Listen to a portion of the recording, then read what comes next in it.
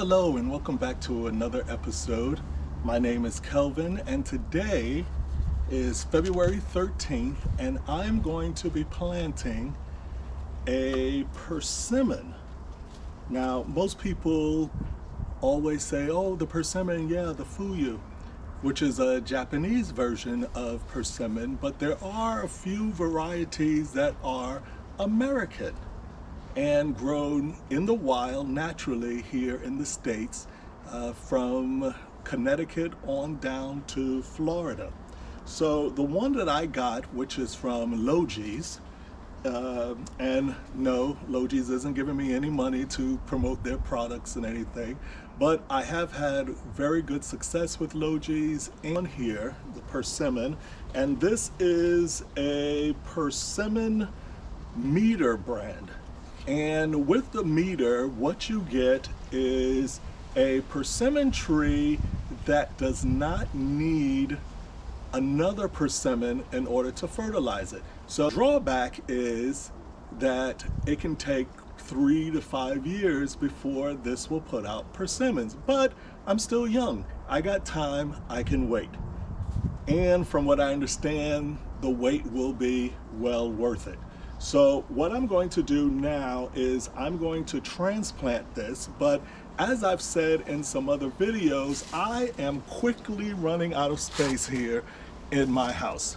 I constantly am planting different stuff that I want to try, and so there's only but so much space in the ground in a private home that is less than 1/4 of an acre. So what I'm going to do, and the other reason why I got this one, it's persimmon. 2, it's the Meader version, so it's self-fertile, which means I don't have to have a second persimmon tree here in order to get this one to bear fruit, which helps out a lot when you're living in an apartment or you have a smaller backyard because you're in a townhome or anything of that sort, or you're in an area that can get really bad winters and you want to be able to take that in and put it in the garage or your basement to overwinter it. Growing in a pot is excellent. So this one can grow well inside of a pot. What you do need is a loamy soil. And I went on ahead and I put this pot together with 1/3 potting soil, 1/3 peat moss, and 1/3 sand, which I have an abundance of here. This whole house is built on sand. So I'm just going to go ahead and transplant this in.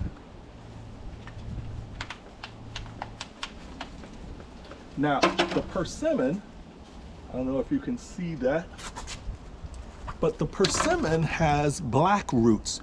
So when you take it out, don't be like, oh my gosh, it's dead or something's wrong with it. No, because the roots are black, you're gonna have that darkness. And this one is starting to be container root bound. So I'm just gonna pull away just a little bit.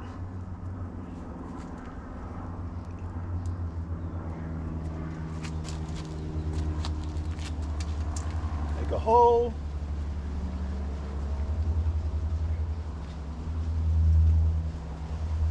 and again, just like with everything else, you only want to have it to the level where it currently is.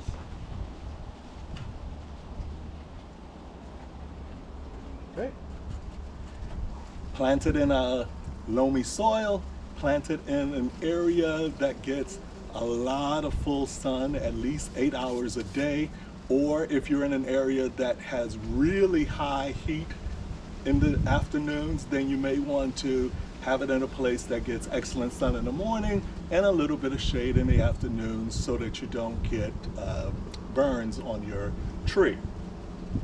Lastly, keep it watered, but don't keep it overwatered. It definitely is another type of plant or tree that does not like wet soil.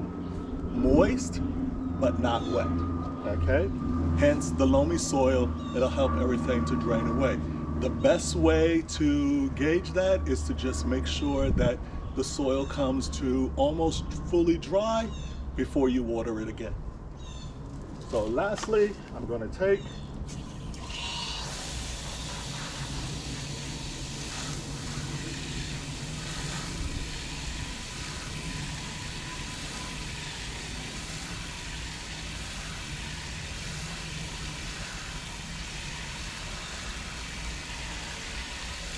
just trying to make sure that this is well watered in.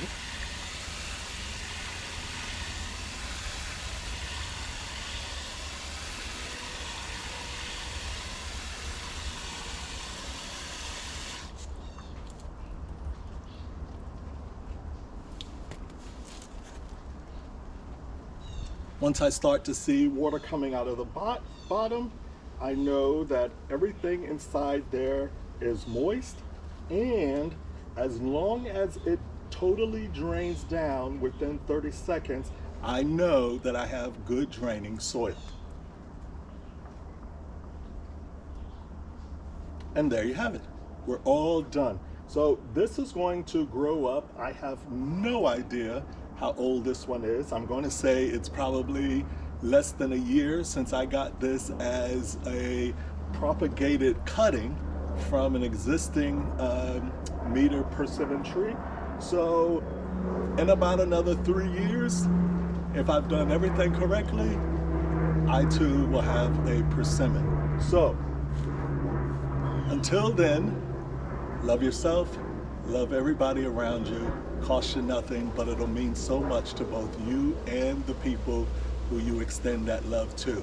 Take care of yourselves. Until the next time, bye.